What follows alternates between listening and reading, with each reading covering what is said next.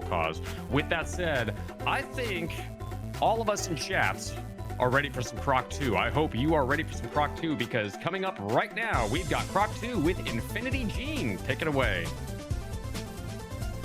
Thank you. Yes, welcome everyone to Croc 2, also known as Croc's Adventure on the in the Japanese market.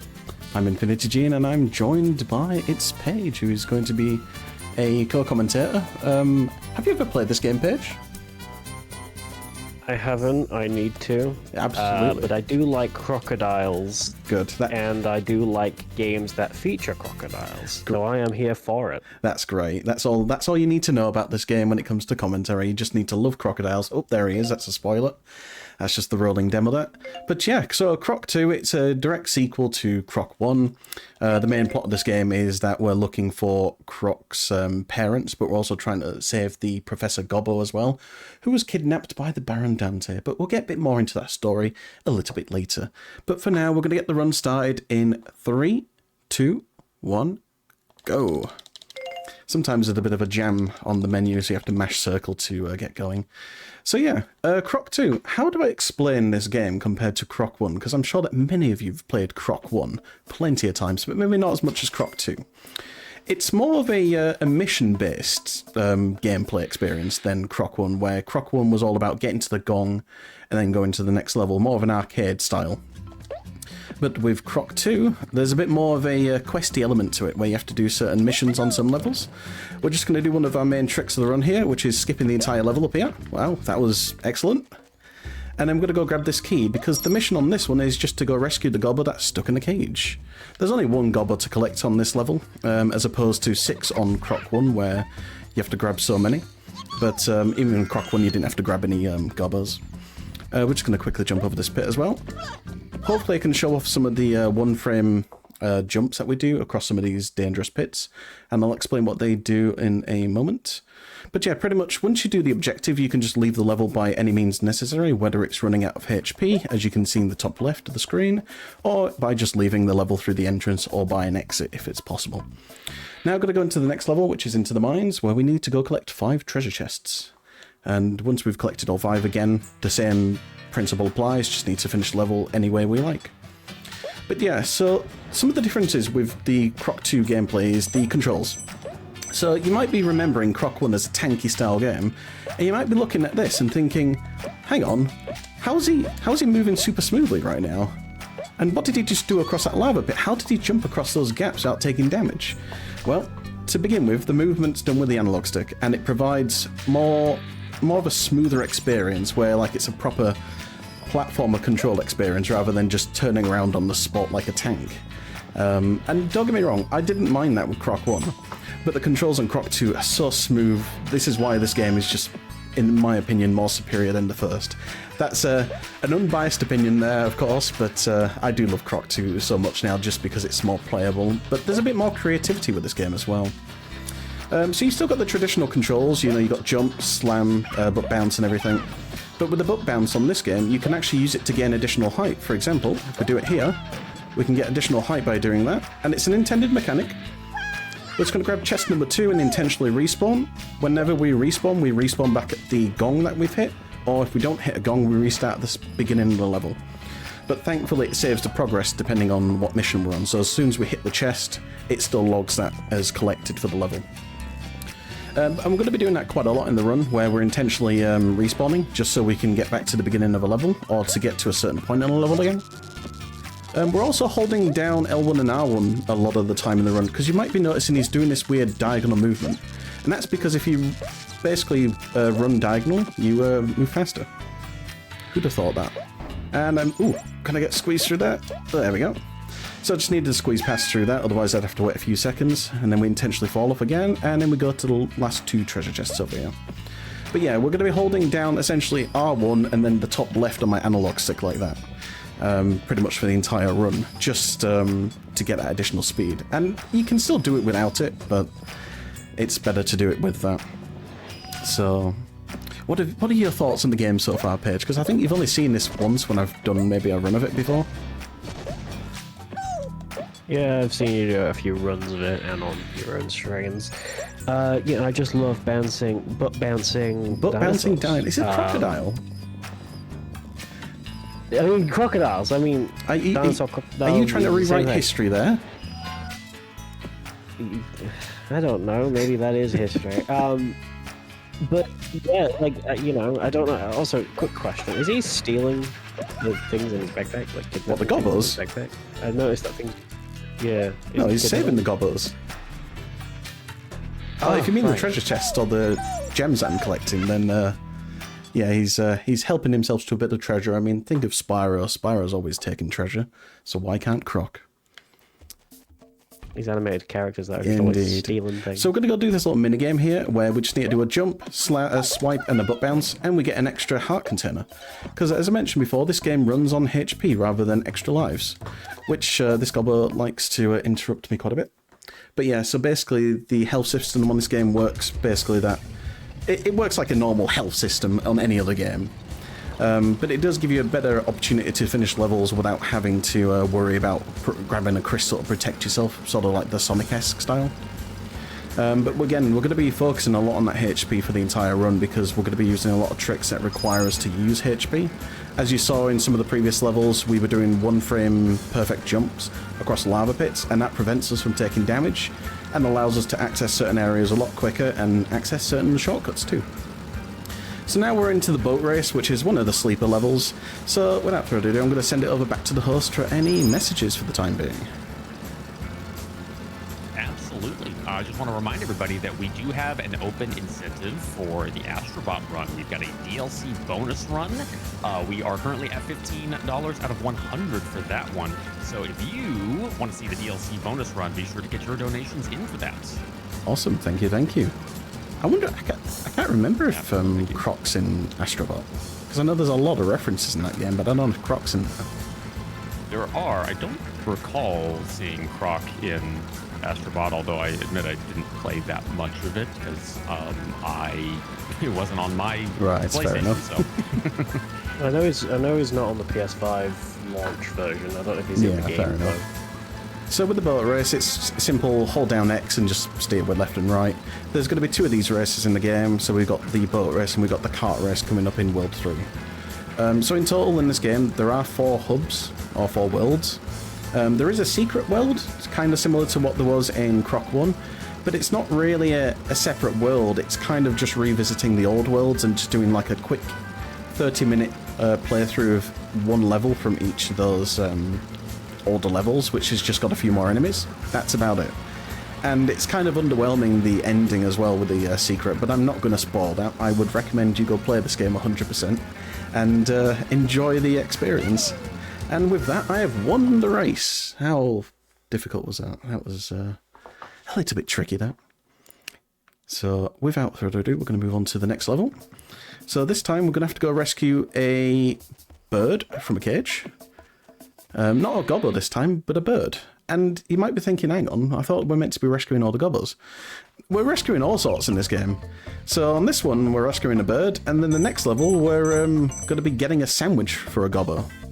Yes. So with this level, we just need to chase this Dantini all the way up to the midpoint of the level. This is where we're going to do a bit of a skip instead of having to go to the end of the level to get him. But the moment that you attack the Dantini, he'll drop the cage, and that marks the trigger for completing the level, which means you can just intentionally leave or run out of HP. Speaking of which, I'm going to intentionally take some damage here, as well as hit the gong for safety. And what we're doing here is we're just going to try and lower our HP down just a little bit. Not too much, though. Oops. Oops. And it's a good thing I got the gong there, just so I don't have to mess around later. You're best off not holding down R1 or L1 on those diagonals there. There we go. So we're just going to take some more intentional damage here, just because we need to burn off some HP. Just so we're not lingering around later when we need to drain our HP. So in this room here, we're going to not follow the Dantini straight away. We're going to go to the right here, try and do a one-frame jump in the lava, do a butt bounce, take damage, jump up there, get ready to swipe him. That's the level done. And then I just need to fall in the lava again. And I'll just have to fall over here. Ideally, I was trying to stall as long as possible to just take another hit hit point of damage in the lava, but unfortunately I had to respawn. That's not a problem. And with that, that's that level done. So with that level, it's usually like another 1.5 minutes, 2 minutes longer, but obviously doing that skips a lot of time. We're now into the first boss of the game, which is Savina the Squid. Savina basically throws TNT boxes towards us, and we just need to go throw those boxes back at them by just doing a bit of platforming. And I would say that the bosses in this game are far better than the bosses in Croc 1. Croc 1 was very simple when it came to the bosses. Thank you very much, Cobble. But with this, there's a bit more creativity, a bit more going on. Oops, I don't know why I went onto that barrel, but that's not a problem, because they all take us to the same direction. So after we do the first 2 hits to Savina, they will infect one of the boxes, so it means that we can't use that box anymore. Or one of these platforms, that's what I mean. We have to try and hop our way through the water as well, so we can try and make an early cycle there. Whoops, never mind. She took that from us. We'll take the extra heart. Ideally, we don't need too much HP right now, but it's good to have it. Just going to try and make this cycle before it goes. So this is the normal cycle I would have taken anyway, but there was an early one that I could have made then to save like 10 seconds. So... Squids. I don't know, is it a squid or an octopus? Because I think in the game's files it says squid. Savina the Squid, but it's clearly an octopus. Looks more like... Yeah, it looks more like an octopus than a squid. That definitely looks like an octopus to me. Just needed that confirmation. But yeah, the Croc series was made by Argonaut Games, and of course many people are familiar with the fact that they re-released Croc 1, of course, as a remaster, which is, in my opinion, it's pretty good. Compared to a lot of remakes that have been going out in the recent years, the Croc remaster is actually really good. It's extremely faithful to the original. It's using the original code and everything, so... It even has the hover trick as well on the remaster, which means it's exactly the same. I would just say that the visuals are a little bit not for my liking. I feel like they're, you know, being upscaled with some sort of AI tech, and it's like, it just doesn't feel right. But that's not a problem. I think you can also revert back to the original graphics with that. So with this level, as I mentioned before, we're going to go grab a sandwich, because this nasty crow at the end has stolen it, and we need to go defeat that crow. And this level is kind of infamous for me, because sometimes when I'm doing runs, I totally forget to pick up the sandwich at the end of the level, after defeating the crow. Because you've got to defeat the crow, and then actually touch the sandwich to trigger the flag for the level. And if you don't do that, you're doing this whole level again. So... But yeah, we're getting pretty close to the end of the first hub right now. Again, the first world is pretty much just your standard platforming. There's nothing too stressful going on, I would say. So in this room here, normally you're meant to go onto the girder, or the ceiling here, or the railings, I don't know what to call them. But basically, if you do a butt bounce, you can get enough height to just go on top of it instead. And we're essentially going to be doing that for the entire room. Otherwise, this room takes forever to complete.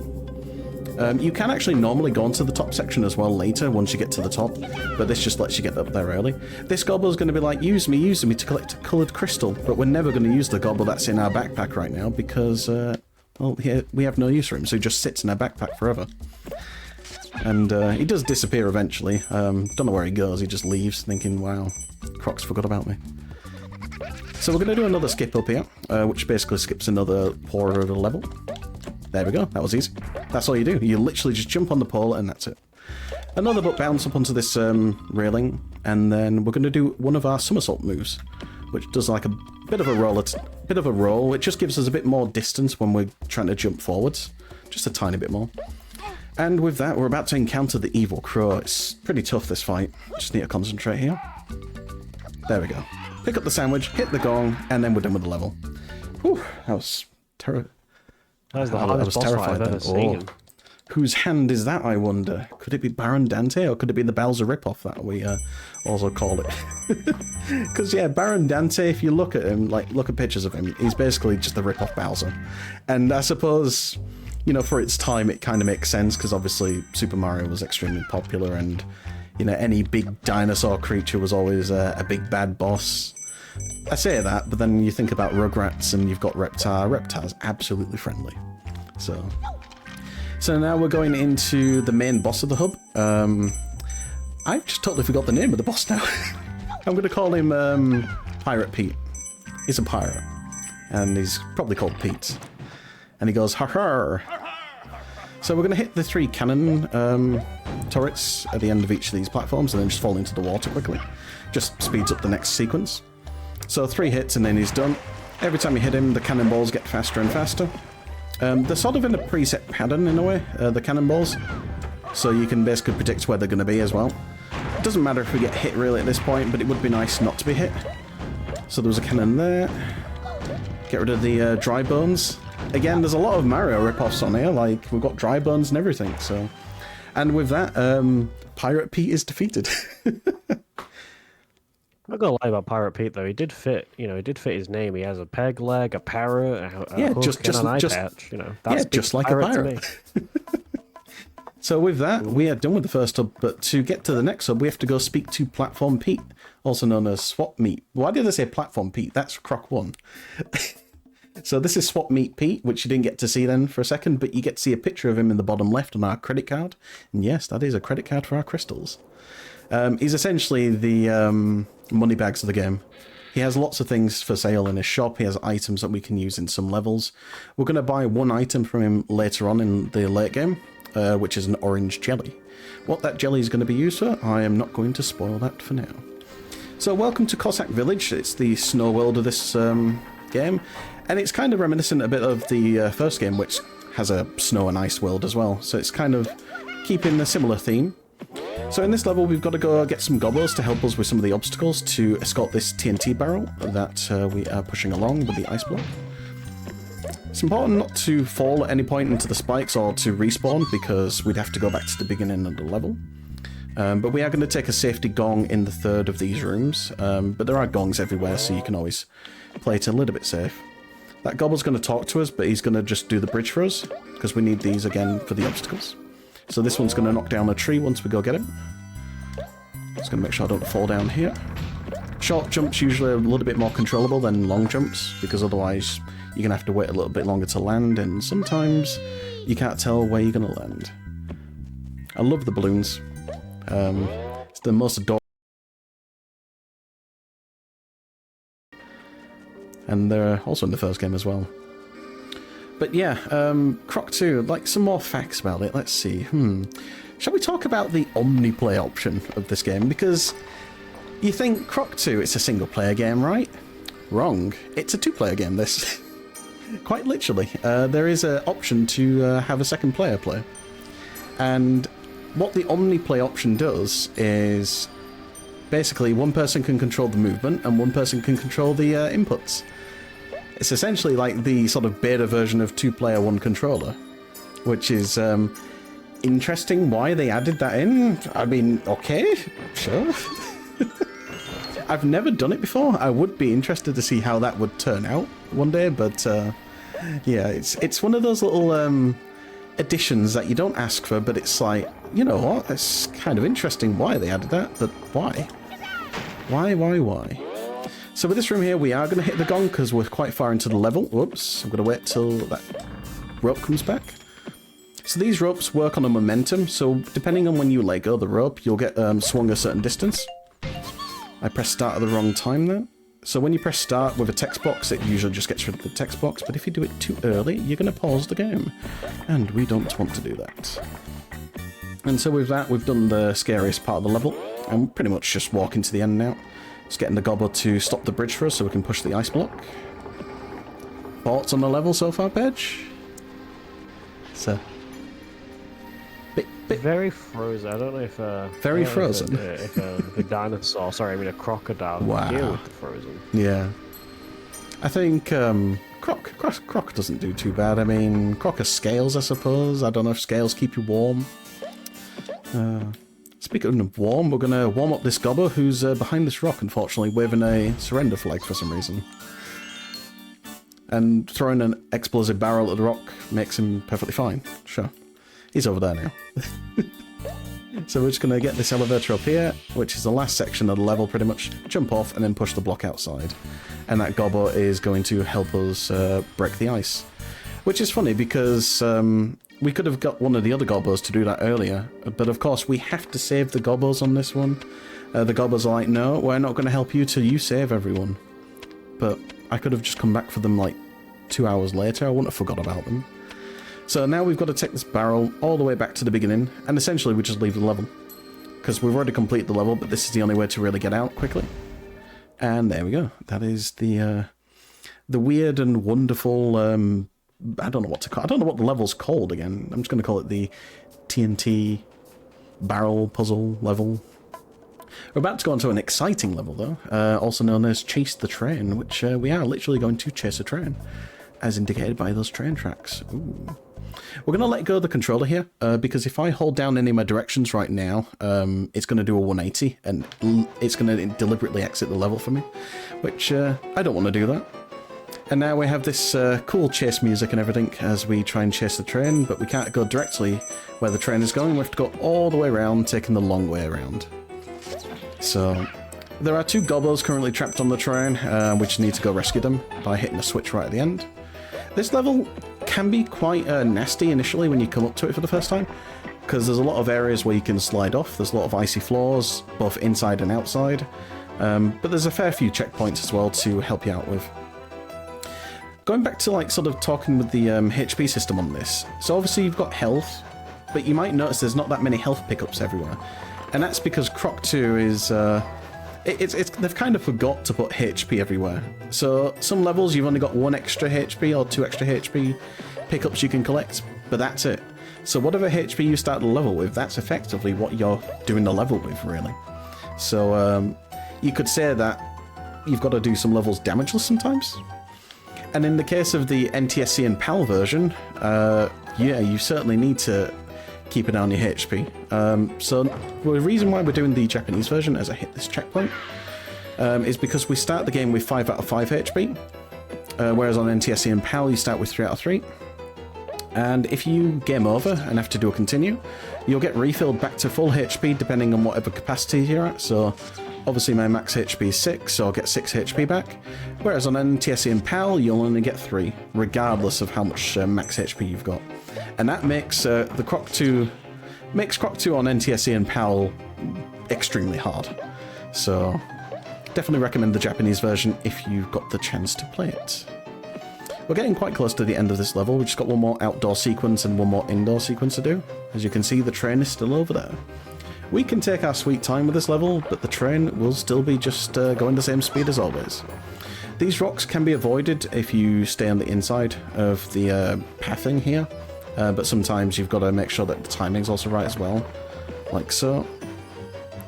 But yeah, any questions for the game at the moment, Paige? Or because I'm trying to teach you this at the moment.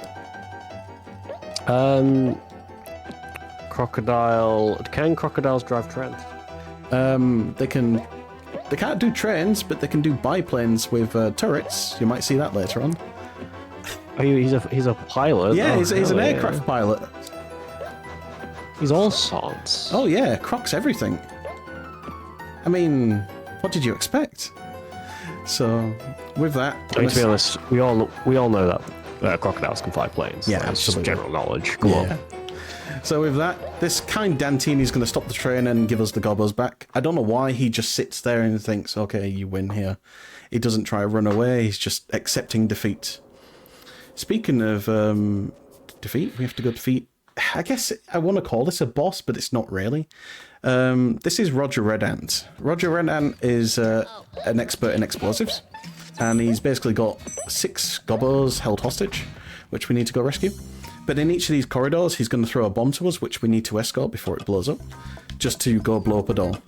Now, this is a bit confusing, this, because we're going to be using this to blow up a door, but if we don't take this down to the door in time, it blows up the entire room. And I don't understand this, because we have to throw this now, and somehow it doesn't blow up the room still. I don't understand this logic at all. Does the door just absorb the explosion? Who knows?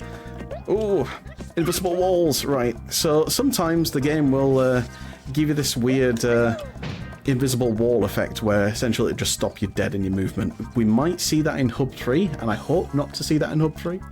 So, fingers crossed. But with this level here, we just got to hit a few of these timers to keep the time bomb going. And then we're going to do a bit of a skip here to skip one level on these platforms. And then we're going to go get the gobbo.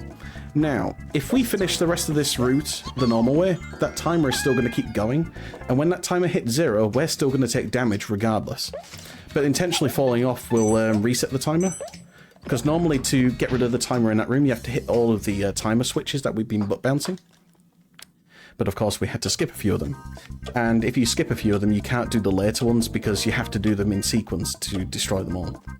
That's why we only Am I the only person who thinks he looks like a red Yoshi?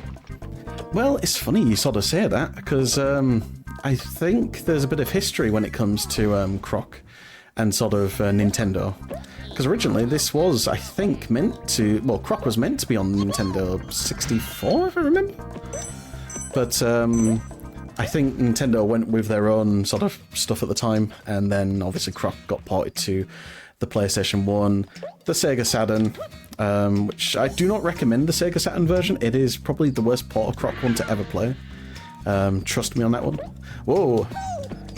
It's like the same game, or they just kind of change it ever so slightly? It's not got the hover trick, I don't believe. The frame rate's pretty bad, and there's a X amount of limited continues. Whereas on the PS1 version, you can keep playing as much as you like. You can have infinite continues and everything. So, yeah, it's like a hard mode of Croc 1, basically. So with this level, we've just got to watch out for the fireballs. If the TNT gets, like that, if that happens to the TNT, then we have to do the whole room again. Now we're going to have to be a little bit careful, because we're kind of low on HP now. Because of those fumbles. So, unfortunately, we're probably not going to be able to take an intentional respawn in the other corridor that we were about to do then. Just because we'll be too low on HP. So it's important that we try and get through these sections as quickly but as safely as possible. I'm just going to wait till that barrel moves. There we go. But yeah, you can see how tricky this can be because of course some of these jumps are super tight. Like these jumps here are probably the worst because you've got to jump right at the edge to be able to make those. And you can throw this box quite close to the door. You'd have to be right next to it so you can get your run speed back again. So again, we're just going to get this gobber here normally, and then we're going to leave the area like normal as well. Hopefully not touching the, I don't know what to call this. It's not really lava, is it? I suppose. But I guess it is. It doesn't look like lava. The sewage. Just got to make sure these Dantinis don't hit me as well. There we go. So we'll lose about 35 seconds there, but that's not a problem. I'm going the wrong way. So unfortunately, that's the only heart that we can really get in this level so far. So we're quite low on HP, but that's not a problem because the next level doesn't really require any health. So we're pretty much halfway through this level. We've got this corridor, and then we've got 2 more to do. The last 2 corridors do not have TNT boxes. We've just got to race against the fuse before it blows up the giant box at the end. And there's no like second room to those as well, so it's a little bit easier to deal with. So I'm going to wait a second there. There we go. And by waiting a second, I sort of just wiggle the stick a little bit just to slow down instead of holding it diagonally. There we go, that's better. But yeah, this level's probably the second longest level in the game. Next to one of them in the jungle, that takes about, I think, no, not the jungle, sorry, in Hub 4, that takes about 6 to 7 minutes. And that one requires us to collect a lot of gobbos, so we'll be seeing a lot of gobbo collection late game. Speaking of gobbos, there's one more for the collection. And now we're moving into the last section of the level. So, Roger Red Ant seems a bit annoyed right now. He's now going to remove the TNT boxes because we're too good at them. And now he's just going to set the box alight and then we're going to have to race it. I don't know if... I mean, Roger Red Ant looks like a Dantini still as well, but he's an ant, I suppose. I do love the design, though, of the enemies on this game. Like, they kind of remind me, like, of some of the enemies from, like, Spyro. With a sort of Muppets feel or design, you know, where like they've got that sort of big mouth and it feels like it's a puppet that's talking. That's kind of how I get with this game, really. That sort of feeling. All the character designs are very PS1 era, I would say. Yeah, for sure. Like, you can tell that this is like a PS1 game. like each console had a sort of unique style, I think, which you could just recognize and think, yep, that's N64, that's PS1, that's SNES. I mean, SNES was kind of easy to identify, I think.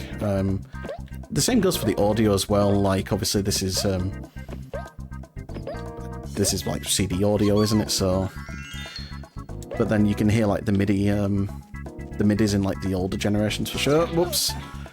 I had to do a bit of a U-turn then because he was going to hit me with his flamethrower.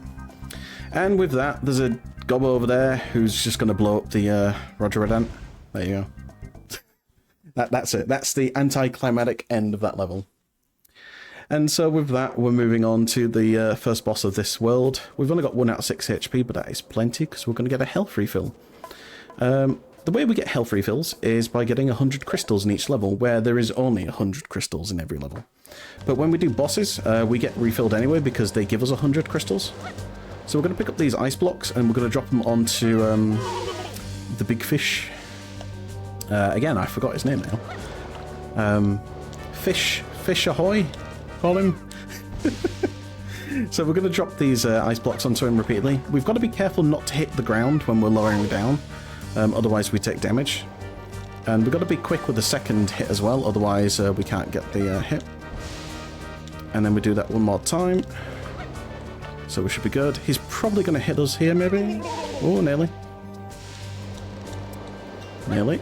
And there we go.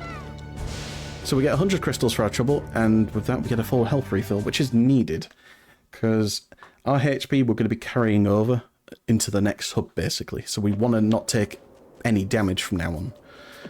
Otherwise, it's going to be a little bit tricky when it comes to the first level that we deal with. These little gobbo children, they throw snowballs at you if you get too close to them. Absolute vandals. I don't know why. They just throw snowballs at Croc, and Croc goes, oof. So, speaking of snowballs, there's a big one here. So, if you've ever played Super Mario Galaxy, well, they stole that level idea from this game. I'm just going to straight up say that right now. We basically roll onto the ball, and with probably the most awkward controls ever, which I nearly fell off then. It's a lot easier with the analog stick for sure. We get the checkpoint first, and basically we just got to escort this snowball all the way to the snowman body, which is located at the end of the level. Whoa! As I said, I feel like most games back when this game came out stole a lot of things from like Mario and Nintendo and stuff. I know, stealing ideas, unacceptable. No originality. But yeah, of course, this is not taken from anything. Like, this is just its own thing. But it shows the creativity of this game. Like, this is one of the one-off levels where you only do this. There is no other level that you do this on. So, I'm going to do a shortcut here, hopefully. Hey, there we go. And that skips a big chunk of the level, and that's it. So that actually went extremely smoothly. It didn't take any damage, which I'm happy with.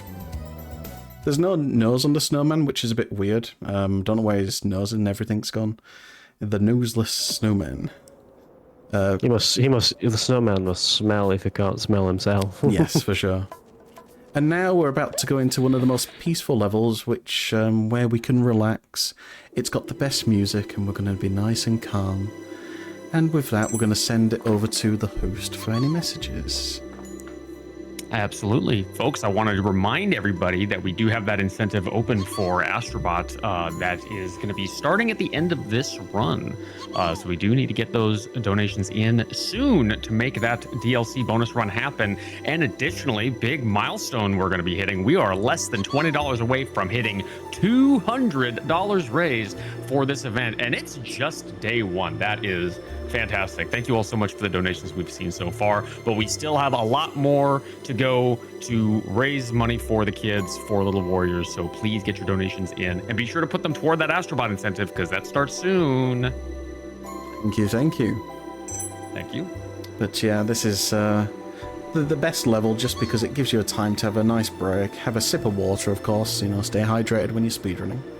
But it's just a nice moment just to relax, the calm before the storm, because Hub 3 and Hub 4 are definitely some of the worst hubs to deal with. So, got to click. I'm gonna say Croc does everything.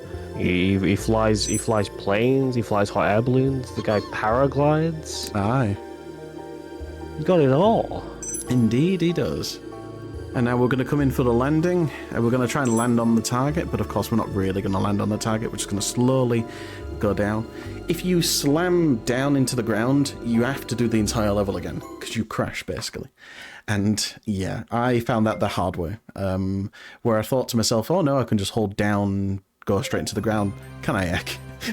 The whole level resets. So welcome to... Again, I forgot the name. Like, these are names I should just remember off the top of my head, but maybe because I'm just not thinking about the names right now. This is Lava Lamp Larry. Is that Tony the Tiger? Tony the Tiger? No, the guy coming out the holes looks a bit like Tony the Tiger slightly. What, the Frosty's character? What? Yeah, he looks just like a more yellow version of Frosty's character. No, he doesn't. He's more lava-like. Oh, right, okay. Blah, blah, blah. So he's got 2 attacks he can do. I won't say attacks, he's got 2 things he can do. He can throw fireballs at us, or he can throw snowballs? He can throw fireballs at us, or he can just taunt us, basically. And he only taunts us, or he only does his things when we look at him, basically. So if we look towards him now... Oh. That was a bit of a lie there. Sometimes he does it on his own, I think, if you don't look at him. So we're trying to stay away from the ice block when he pops up. I'm going to move away. Oh. Unfortunate. So this is the longer way of doing this level. So normally you can throw the entire ice block into it. But instead you can also do it with the small ice blocks as well. Which you need 2 of them for each of these to extinguish it. So we're going to wait till he pops up. He taunts us. Unfortunate for him. Unfortunate for me because I missed. Whoops. Oh dear. Right, come on. Do your thing. No, you meant to hit the ice block, please. Come on, hit the ice block. Come on. It's wasting time. Thank you. I would like you to do a taunt right now. Thank you. There we go. We eventually got the level done. And with that, we get a health refill as well for our trouble. This level's normally fine, but again, it was just that last ice block that I got unlucky with. And we rescue a gobbo for our trouble as well, which is constantly frozen in that ice block. We don't rescue him out or anything, he just stays there. He doesn't mind it. It's a chilly world after all. Oh, you see it? They're trying to get me. Oh. And that, you do lose HP if they do hit you as well.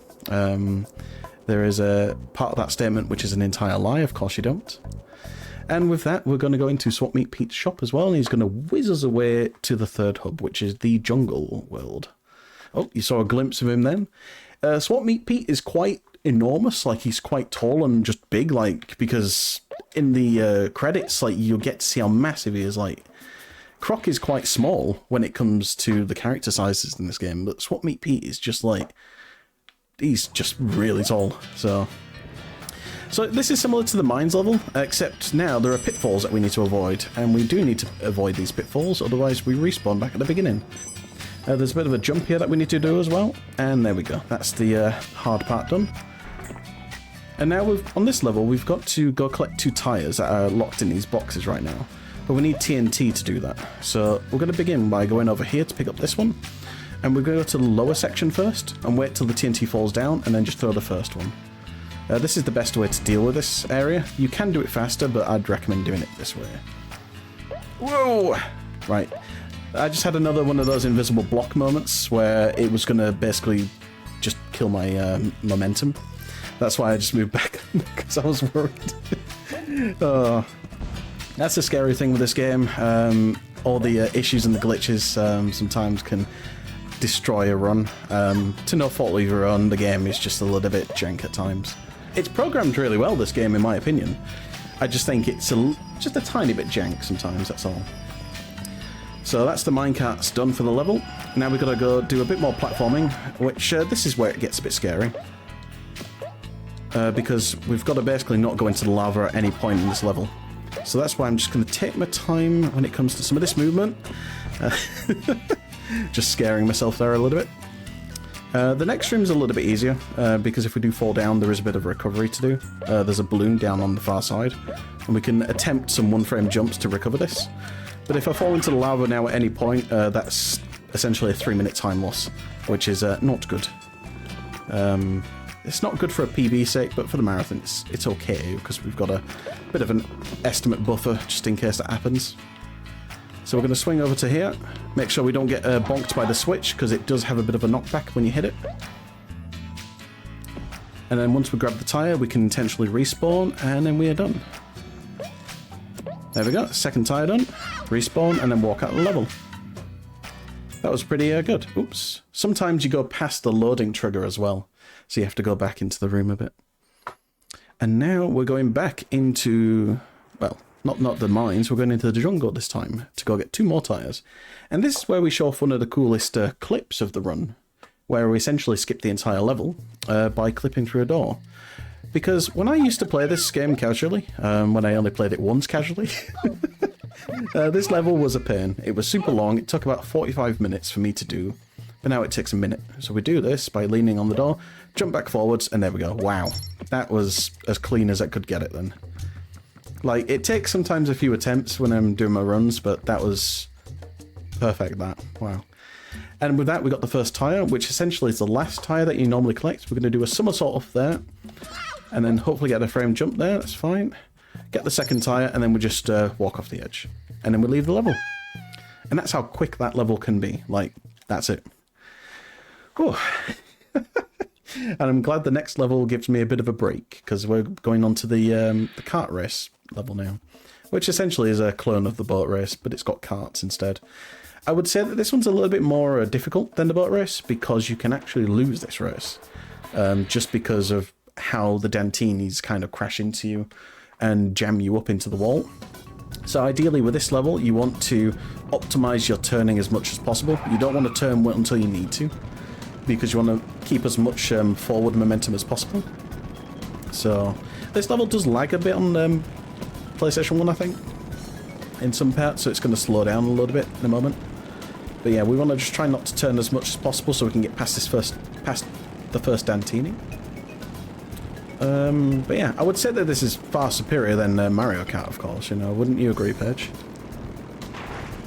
Yeah, I was just saying that it's basically just if Croc was a new Mario Kart, you know, racer.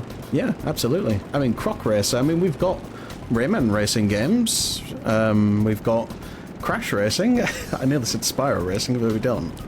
We have skateboarding on Crash, I guess, but that's about it.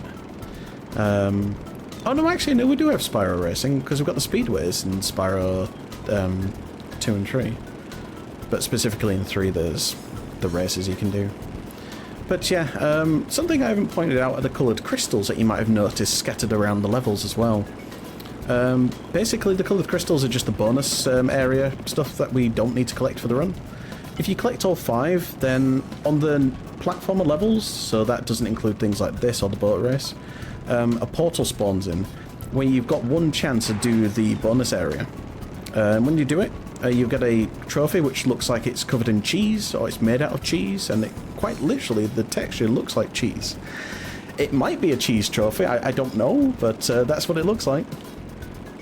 But the problem with that is, if you fail the bonus, you have to do the entire level again, and sometimes that can take 30 to 40 minutes. And yeah, if you're doing this casually, oh, it do be a little bit rough, that's for sure. So, we've just got to get past this last Dantini. As you can see, you've basically got to make sure you don't slow down at any point on this level. Just make sure you don't let them jam you into the walls, just prevent you from moving forwards. Oh, he's fighting me. Oh, he's fighting me. It's like Burnout this, you know, trying to take me out. Oh. But yeah, I do like the creative. I love that this is different to a standard platformer level. Like, it's nice to have a bit of a change, really. And I see where they were going with Croc 2, and I can understand why people didn't like Croc 2, because it was totally different to what Croc 1 was, in many areas. But I love it. And with that, we have completed the race. Oh, that was tough. So now, when we've done that level, we're going to go over to the next boss, which is known as Venus Flytrap. Trap with a T-R-A-P-P-E, though. Why it's pronounced like that, I don't know. It's a Venus Flytrap. It's just a big one, though. So, and this is definitely one of the more annoying bosses because it requires a bit of timing. And so there's going to be a bit of an audio cue that I'm going to be listening out for. But getting to the boss is also a little bit... it's a bit fun, I would say. Requires a couple frame perfect jumps to do. A quick question: Did I just see Stonehenge? Potentially, yeah, because we're in sort of the prehistory world right now. It's like it's the sort of caveman village. This, so you probably did see Stonehenge. I mean, this game has a lot of history after all. I mean, you did call these the dinosaurs, didn't you? So you know. I mean, he's a dinosaur / crocodile. There are dinosaurs in some of the levels, though. In this world. Oh. Unfortunately, we don't get to see them, and we don't really want to see them because they're actually really hard to avoid. That's for sure. So we're entering the boss fight here, and what we need to do is we need to get one of the balls that it spits out, and then we need to roll it onto this ramp. That is quite a good spawn, actually. Uh-oh. There we go. I wasn't sure if that was going to go then. So we're going to pick up the gobbo. Do it again in a second. Again, I'm listening for an audio cue right now, so if I'm not saying anything, that's because I'm just I'm focused.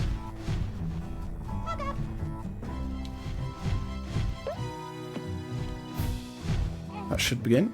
Oh, that's unfortunate. Gotta be careful here. So these tentacles can whack the ball out of my hand. I think I went a little bit too early then, so... This looks so painful. Hey, there we go. That wasn't too bad. Missed one, so I'm really happy with that. And I got 5 out of 6 HP, which is excellent. This is what I need right now. I can definitely see someone mentioning Little Shop of Horrors right now in the chat. Oh, yes. That is a great film as well. I do recommend people watch it. It's, oh, I can't remember the actor's name now. It's got, he's the guy from Spaceballs and Ghostbusters. And Honey, I Shrunk the Kids and all that. He's actually coming back to do Spaceballs 2. That was quite cool. Let's see. So we're getting Spaceballs 2. Yeah, that was announced quite recently. So I didn't know that. Cool. On this level, we have to go chase this gobbo's pet mammoth or pet elephant. I don't know what to call it. It's just a pet. They have pet mammoths in the prehistory era. Seems to be running away from us quite a lot, but that's not a problem. Once we get past this room, we're going to be doing one of the cooler tricks of the run. Tricks of the one. God, I can't speak anymore. I'm so sorry. And we're going to do an up warp and essentially skip like a big chunk of the level. Now, this up warp's not the easiest thing to perform. Oh, I say that and I just get it first try. Yeah, this is smashing this, whatever. Rick Moranis, that's it. Yes, thank you. I just had to remember the name. Wow. That was the up warp, everyone, yeah. That was as clean as you could get it. That was as smooth as you could get it. Wow. This run's pretty good. I mean, it's going to PB for sure, this run, because we had a new update to the rules for emulation, and they've decided to now align the load speeds with console. So if you are interested in running Croc 2, now is a good time to get into it because of the new update to the emulation rules, which save quite a few minutes now. I mean, it's the same as console now in terms of loads, except console is still slightly faster for obvious reasons. But yeah, this is a great time to get into the game now. And this is a great position for me right now because I'm on 5 out of 6 HP entering the level that eats all my HP up. So this one here, we've got to rescue 50 gobbos. Yes, that's right, 50 of them. Now you're thinking, wow, how do you rescue that many gobbos? Well, we're going to splash some water into them, which look like binoculars for a second, and I'll explain why they look like binoculars in a moment. So at the beginning of the game, we normally pick up binoculars if you're playing the game casually. Binoculars are just used as like a zoom-in thing. But you don't even have to pick up the binoculars. And if you don't pick up the binoculars, then you've essentially got nothing in the backpack, and the game doesn't understand why you're playing the game with no items in your backpack. It doesn't expect you to play the game like that. And this is going to be an advantage to us in World 4, and I'm not going to spoil anything just yet, but it does involve the orange jelly that we buy from the shop. And with that orange jelly being the only item in our inventory as well, and you're going to see a great trick later on. I want to avoid as much damage as possible, so we're just moving away from that Dantini. Going to refill our water supply, because we only get to hold 4 at a time. And yes, you are going to hear Yippee quite a lot on this. So if you want to spam it in chat, go ahead. I'm not responsible if you get into trouble for that. But yeah, so this level's quite cool. It's all about following a certain set path, but there are backups to do, if necessary. So... oh god, I've started something now. Oh dear. So yeah, we're just going to keep progressing through the level. It's quite a good route, this as well, because when you play this game casually, this level is an absolute maze. You will get lost, you'll be getting confused where a gobbo is. But if you follow the speedrun route, it's absolutely easy. I'm going to hit the gong because we need to respawn up here in a bit. There's a flame right here, which you need to be ready for because there's a bit of a jump scare flame that. Get rid of that one, get rid of this one. You still have 1 water left, which is great. I do need the key. I mean, I didn't really need the key, but it's best to just be a bit safe on this level. And then we're just going to jump down and go into the girder here. So this is the slow part of the level, but you can be absolutely daring and doing 1-frame jumps for the entire section here just to grab every single gobbo.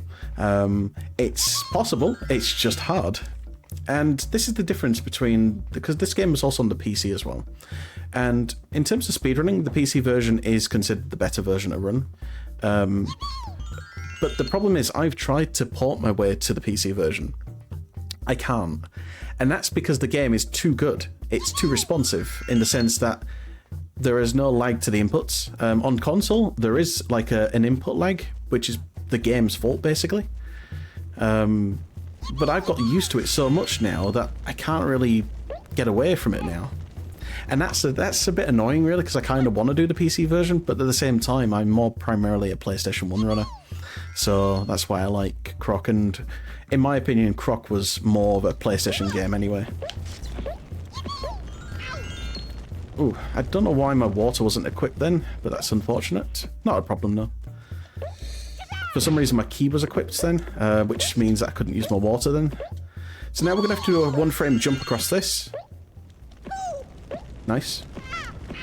Oops, that's fine, that's fine. I assume that the 1-frame trick is what is stopping Croc's bum from burning. Yes, you are correct. Basically, we have to do that to prevent a respawn. Because if you hit the floor 3 times, you will respawn. You've got to give Croc a second to basically, like, sort of recharge a little bit. So we're going to wait a second here. There we go. And then we're going to fall over here. Sorry. I was a bit scared then. Right, we've got to make sure we don't take any damage here, because if we do, we have to do the whole level again. But we should be fine now, because there's only 2 gobbles to collect. I say that, but I'm just going to take it a little bit slowly. There we go. 50. And we get a health refill, because we get 100 crystals for collecting all the gobbles. Oh. And with that, we're on to the boss of the hub, which I'm going to now excite you, Paige. There is a dragon coming up. A dragon? A dinosaur. Oh, dragon? Oh, I mean, dragon, dinosaur, both will excite me. A dragon saw, there you go. A dragon saw. Well, I suppose like Jurassic Park, we're just creating new things. Well, I suppose it's a dragon saw because it looks like a dinosaur, but it's also breathes fire. So I you know, if you think it's both, go ahead. What is riding it? A Dantini, a green one. So with this one, we need to throw the bucket into its mouth, like so, and then we get another bucket for our trouble. Every time we hit the thing, my Echo Dot is talking to me, which I don't like. Get off the bucket, Croc. Thank you. God, everyone's talking to me today. My Echo Dot. Oh, I don't think I'm going to reach that. I'm going to have to wait a second. So I don't really want to waste a bucket throw right now. There we go. I don't know why I paused then. Whoops. Got one more to go. Every time it does like a flame attack, it's going to leave flames around the arena, which we need to be a little bit careful of. Oh, come on. So you've got to be really close to the mouth, basically, to actually get the hit on him. This is still a really good run, though. Like, I'm really pleased with this so far. It's got to be a little bit careful here, though. That works as well, whatever. I didn't know I could do that. In fact, that is something to maybe keep in mind. So it looks like I just ran into his mouth and it still counted as a hit. Now that's interesting, because that would help us in runs if that's true, that we can do that. I'm going to look into that later. I might have just found a strat. I doubt it. It's probably something we already know, but I don't know. And with that, we're done with the third hub, and we're now going to the final world, Hub 4, which is the sort of Aztec era. I'm going to go back into Swap Meet Pete's shop, and we're actually going to go buy something. We've got so many crystals stockpiled. We've been saving quite a lot of money. I'm going to buy an orange jelly. Ka-ching. And I'm going to leave. There we go. That's all we need. Just one single jelly. One jelly creates this run. And that jelly is all you need. Yeah. It's interesting because the design of the jellies are different on, I think on the PAL version of the game or the NTSC version. So... Would now be a good time for me to jump in? Absolutely. I was about to come and say that. Perfect. Yeah, we had a couple donations come in. We had a $25 donation come in from Anonymous Bot that said, let's get that Astrobot DLC. And folks, with the donations that have just come in, we are at $90 out of $100 toward that Astrobot DLC. We just need a measly, paltry $10 more to make that happen. So let's get those donations in to make that happen. We also had another $50 donation come in from An Eternal Enigma with the comments. Oh boy, I'm gonna regret this. With the comment, Dangerous is gonna read this message. Thank you very much for that. Yeah, thank you. Yeah, that's a great word, paltry as well. That just made me chuckle. So with this one here, we're actually saving the baby gobblers this time. We have to go pick them all up, which have been kidnapped, and put them back into the playpen so they can have a bit of fun.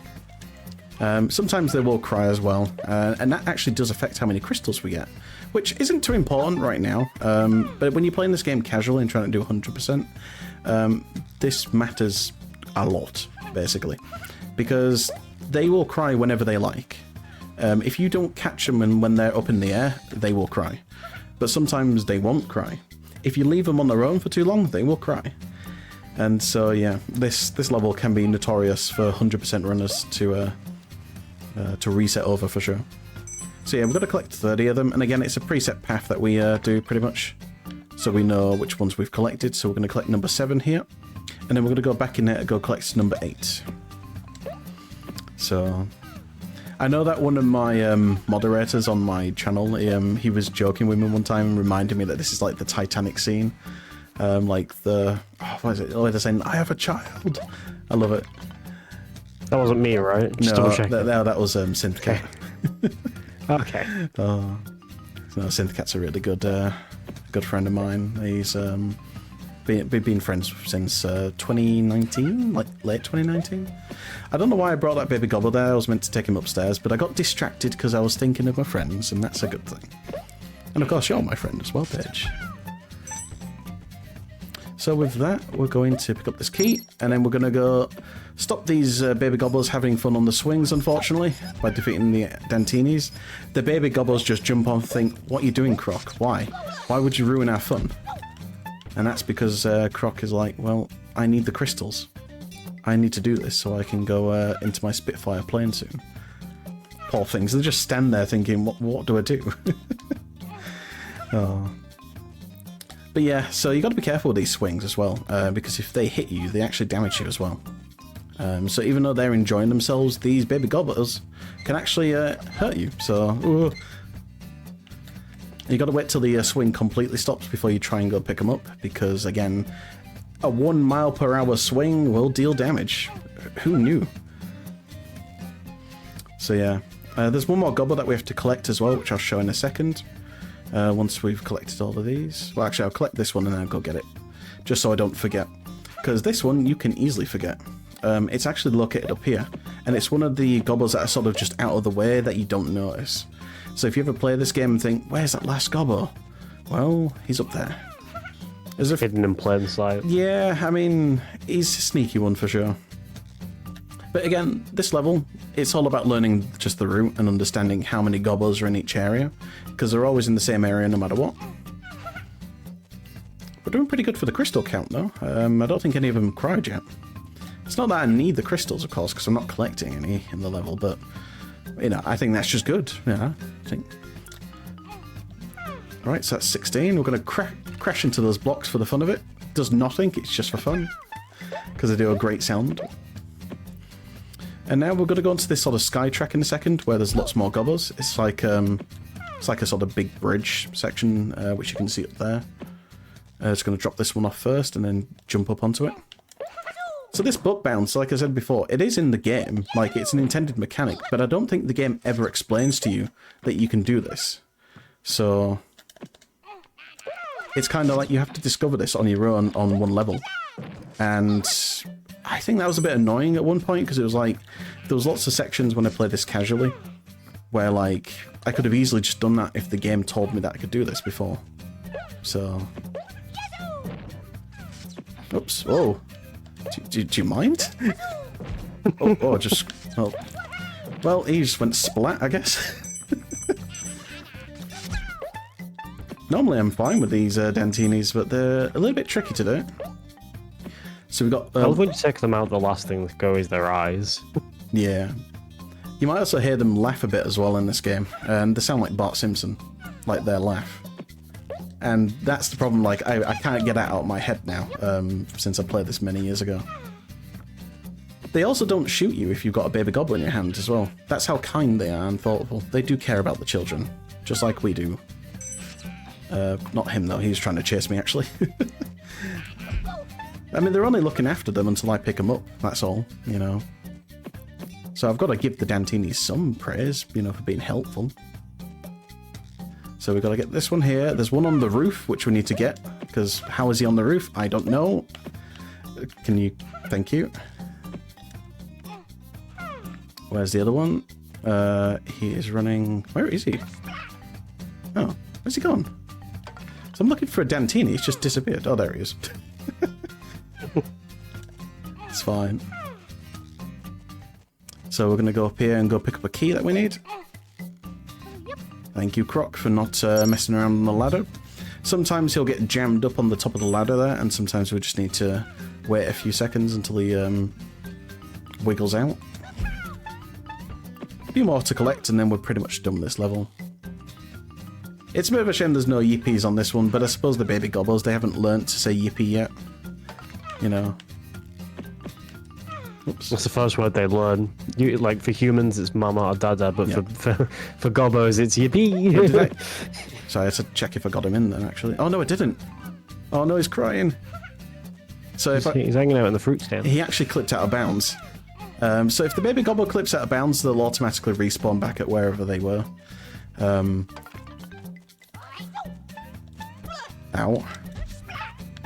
So unfortunately, we had one of them cry. Oh, I'm sorry. But that wasn't my fault. He clipped out of bounds. Like, there's nothing I can do about that. I mean, if I clipped out of bounds, I'd be crying. Bounds is a dangerous place. Yeah, indeed. So we've got 3 more to collect, and they're in the easiest locations ever. There's one there, and there's one over here.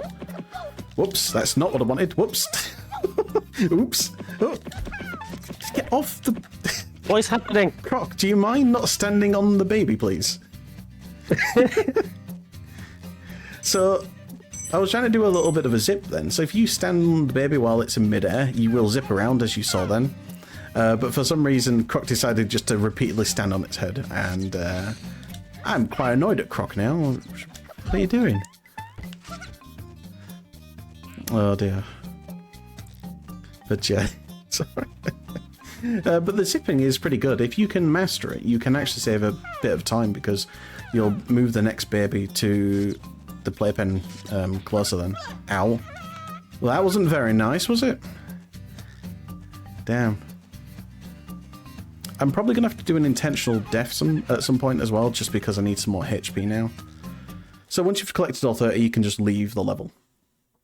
And now we're coming on to probably one of the cooler tricks of the run again. Oh, there he is. There's a few mini games in this hub as well, which are quite cool. There's like a I think there's like a burping game or something where you have to drink a lot and burp or something. I think it's in this hub. It's not in the third one, I don't think, but I've not done it for a while, so it's like, huh. So you can see that we got an orange jelly in our backpack. Now, when we use orange jelly on these specific platforms, it creates a platform, but if it's the only item in our platform, we can keep mashing triangle infinitely, and it'll keep automatically using it. And every time we use it, it'll always launch us a tiny bit upwards anyway. So essentially, we're just doing that repeatedly, and then we can skip the entire level like that. Magic. Now, the downside is if you do mess it up at any point, or if you fall off, that's fine. Again, I'm just doing this intentionally right now, just to take a bit of damage, but not too much right now. I've got to basically do an intentional respawn, I'd say, probably before, not the next level, but the one after that, basically. So, just going to try and bounce over to this platform. There we go. And with that, we're pretty much done with the level. We just got to go hit the mechanism to stop the waterfall from going. It's a bit of a shame that I have to do this intentional continue, but that's fine. Oops. Do you mind? But I just can't risk going in with low HP, really. So... But yeah, it's not a bad run though so far. So we're into the Spitfire level. But again, I'm going to have to probably... I think I might be fine. But I'm just going to take the hits anyway. There we go. Because it's just quicker to do it this way, I think. There we go. It's a bit anticlimactic if you just run out of HP. I think we... Oh, there we go. It just puts us straight into the level again. So yeah, we're in a Spitfire where we can obviously shoot our cannons against the bootleg Bowser, who's doing a King Kong moment on this rock face. This level's actually known as Dante's Peak, which is kind of a funny little joke there. So we're going to try and do a cycle skip here. I've got to go down a bit more.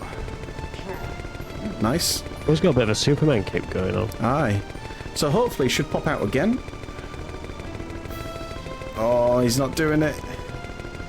It might have been a slight bit too late there. So it's quite tight, the timing of this, but basically we're trying to get a second hit on him so we don't have to do this big loop thing 3 times. So we've got another chance here to do it here, so it doesn't matter if we don't get it the first time. But the position of where you're shooting is important because, of course, you want to hit him on the earliest frame possible where he's vulnerable. So... But yeah, again, this level's quite basic and straightforward. Just pretty much hold X. It's kind of like a kart racer again. But you're meant to avoid these bombs, but these bombs are probably so easy to avoid by doing nothing, so... Down a bit more. No, we're not going to do it. Ah, that's a shame. No. Oh no, whatever. Why not? Right, I'm telling you now, that did not look like it was going to work, but okay, that works fine, yeah. So now we're into the Dungeon of Fright, I think it's called. It's basically a bunch of puzzles that we need to do on this level. Puzzles are fun, right? 6, 7, 1, 2, 3, 4, 1, 2, 3. So what we need to do in this room here is we need to elevate these platforms a certain amount of times to get to each side. So we do this last one here 7 times. 4, 5, 6, 7, 1, 2, 3, 4, 1, 2. Now we don't do that one 3 times just because it'd be too high for us to butt bounce. And then we rescue the goblet. Oops. And then we can leave. So this room here, we need to switch the arrows so they're facing the route that we need to take with the box. So the box is constantly following us behind, so we just need to keep moving these arrows. It's probably one of the easier rooms right now in the run, and I would say this is probably a good point to have any final messages before we get to the last 2 levels. Absolutely, yeah. Just want to remind everybody we are only $10 away from meeting that Astrobot incentive. That is going to be coming up soon because we are rapidly closing in on the end of this run, Croc 2, because Infinity Gene is just an absolute beast of a speedrunner and has been slobbering through it. So the end of this run and Astrobot is going to come up much faster than you might expect, folks. So please get your donations in so we can get that Astrobot incentive met. And I just want to remind everybody, if you you know, are joining us for the first time and you just tuned in, we are here raising money for Little Warriors. The Be Brave Bridge Intensive is a comprehensive online program that connects specialized counselors and coaches with children, teens, and parents impacted by trauma who might not otherwise receive timely mental health support. These programs are designed to provide immediate mental health support to anyone affected by trauma. To learn more, go to littlewarriors.ca/bridge-online-programs or type !bridge in chat. Thank you. So with this one here, this is a bit of a shifty box. When you get near it, he runs away. But it's kind of all about just getting one foot in the box, really. It is one of the trickier ones to deal with, so... A little sneaky. Yeah, I'm going to try the other way. Oh, what? I wonder how he knows where you are, even though he's like, can't see through the box. There we go. That'll do. Ow. Just walk into the flame, why not? Oh dear. Yeah, we lost a bit of time there, but that's not a problem. We're doing really good with this run, I think. Looking pretty strong. Not world record today, unfortunately, but who knows, maybe later. So with this one here, we need to collect the barrels that are falling from the ceiling, and we can only tell where they are, where the shadow is, basically. And that's not the easiest thing to see sometimes. This level is notoriously annoying for runners. That was good. Got one more to collect. No. There we go. Yeah, so this one's just a bit of patience. Just wait till you see one of them, and then try and run for it quickly. It's total RNG on that one as well, so... this one's not RNG though. We need to hit these switches, and when we hit a switch, there's a timer that runs, and we need to go to the next switch before it all resets. This platform you've got to be a little bit careful with. While it's pretty good in terms of finding where you are, because it'll follow where you are no matter what, it's a little bit finicky. So you just need to make sure you do land on it, otherwise you're doing this room again. Thankfully you'd have to do the whole level again, because each door I think is a checkpoint in this case.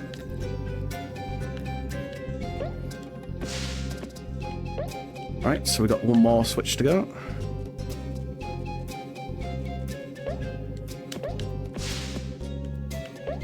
Oh, there we go. And there we go. Right. So now we're into the second to last level. Which is the Gooman's Tower? Goomanchu's Tower, sorry. So it's basically, it's a bit of an auto-scroller, I would say, for the most part. Because we've got to wait for the goo at the bottom to come up to the top. Now, I'm going to have to be a little bit careful here because this is quite a long level. And if we fall at any point, it's a 3-minute time loss when we get like late into the level. So we just need to make sure that we're confident when we do our movement, especially across these platforms that move all the time, like these ones. Because for the most part, you should be fine just going across, even if it's wiggling, and then just jump across afterwards. Because the timing of the level makes it so that they're all done at the right time. But there's nothing you can do here. You've got to wait until these platforms go up a bit more, so... I would say that this level you somewhat get a break on, unless that happens. Please, don't do that to me, game. Just, oh, that was close, actually. Oof. So again, if the slime touches you, that's it. You're doing that level again. There are checkpoints, and we might take a checkpoint later. It's got to watch out for these goos that drop suddenly from the ceiling as well. So... But yeah, just a little bit of patience with this one. You can't make too many mistakes. You've just, as I said, got to be confident with your movement and just know that you're going to be fine. Because if you start panicking at any point, you're actually going to fail this level. So... And I'm going to probably not take any checkpoints. I think because this run's been so good right now and I kind of want to keep that high PB pace going. Like, it's going to PB regardless just because of the changes. But...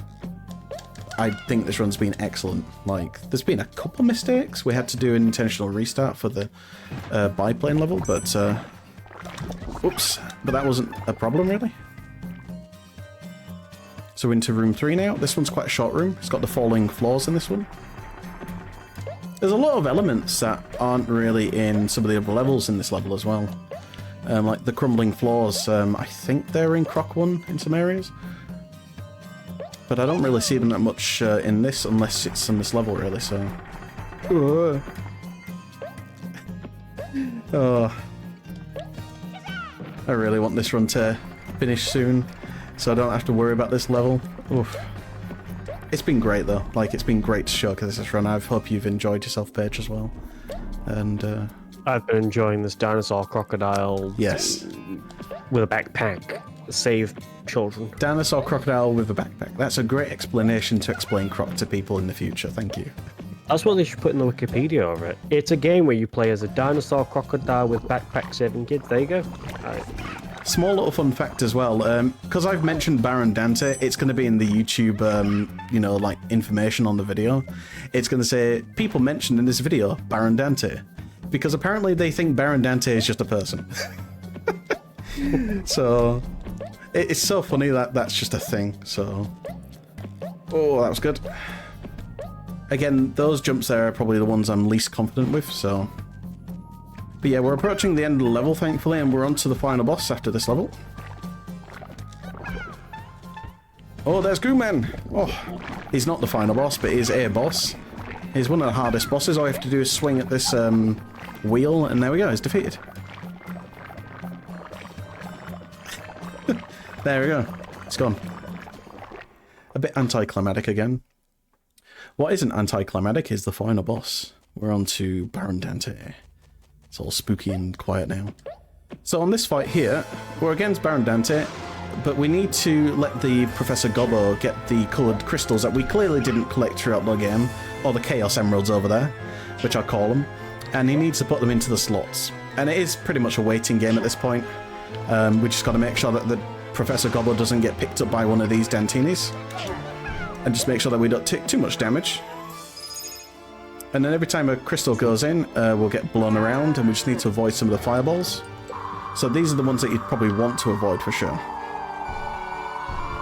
So you've got to have some quick reactions for sure. Waiting around for the fireballs to hit you. Did you want to do your shoutouts now? Yeah, I can do. So I'd like to do a big shout out to, primarily I want to do a shout out to all my friends, because they've been coming to watch all my runs a lot of the time, as well as the Croc community as well. But honestly, my friends have been here for a lot of my attempts in the past and have supported me just a lot, like just, you know, as friends do, really. So I want to shout out to Synthcat, It's Paige, of course, for being here for the co-commentary, also as moral support as well. And hopefully a future Croc runner, right? I mean, I taught you Fallout 2, so you feel free to teach me this, kid. Yeah, that sounds fair, yeah. Oh, where's that, Dantini? But yeah, a big shout out to the Croc community as well. Very supportive. Like, they've been super helpful when it comes to learning this game. Oh, where is it? I'm sort of focusing as well at the same time, just to make sure I don't miss any of them. But, yeah, like, this game is great to get, it's really easy to get into, especially the Japanese version. And like I said, even if you make mistakes, don't worry. You know, there's different ways to do this game as well. Like, you could get more HP if you really feel a little bit less confident at the start, because you'd have lots of crystals to buy extra HP containers, basically, to get more max HP. But I also recommend playing Croc 1 casually if you've never done that before as well. If you're new to Croc, definitely start with the original game. The remaster's a great place to start off with as well, but if you want to play the PS1 version, that's perfectly fine. It's on PC as well, the original. Just don't play the Sega Saturn version, please. Don't ever play that one. It's really bad. And that, so... But yeah, Argonaut, they made a wonderful collection of games. There's a couple Game Boy Color games as well. And I think they're quite a good experience. Croc 2 on Game Boy Color is a very interesting experience. It's a bit more open world, I think? Sort of like an open area. I might be wrong with that, but it's got a weird perspective to it. It's sort of like a Legend of Zelda top-down perspective. That's what it is. so definitely check that out. And of course, Argonaut made the Super Effects chip, which made games like Star Fox, and I think Star Fox is the only game I know that used the Super Effects chip, actually, for the Super Nintendo. So time is coming up when this gobbo puts the crystal into the slot, or into the floor.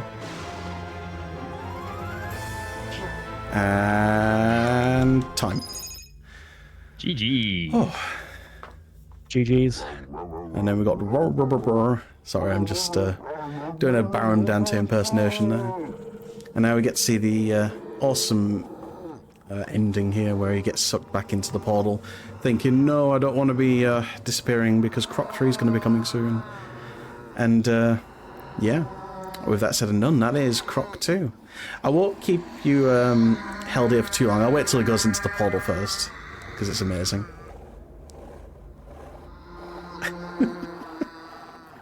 Oh, silly little endings. I love them in these games. Oh, and there he goes. That's it. He's gone. But basically, I'm going to skip ahead with the ending here. Basically, he does come back at the ending. He steals 3 eggs on an island, and those eggs are the things you need to do for the secret world and everything. But with that said and done, we are done with Croc 2. And oh, he's found the map to his parents. And yes, he does discover his parents. And his parents do look like him as well. Like, one of them's got a mustache, one of them's got, yeah, like hair and everything. It's great fun. And with that, I'm going to send you over to the host again. So thank you very much. And do you have anything to say, Paige? No, I'll do all my outro stuff and my standard power run tomorrow. Oh, there's his parents. Oh, there's baby Croc as well. Oh. But yeah, I'll send you over to the host. And thank you very much, everyone, for watching. And thank you for the GGs. Appreciate it.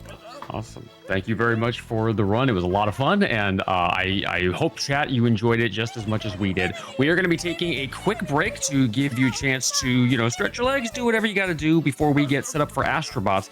So we will be back in just a little bit. See you soon.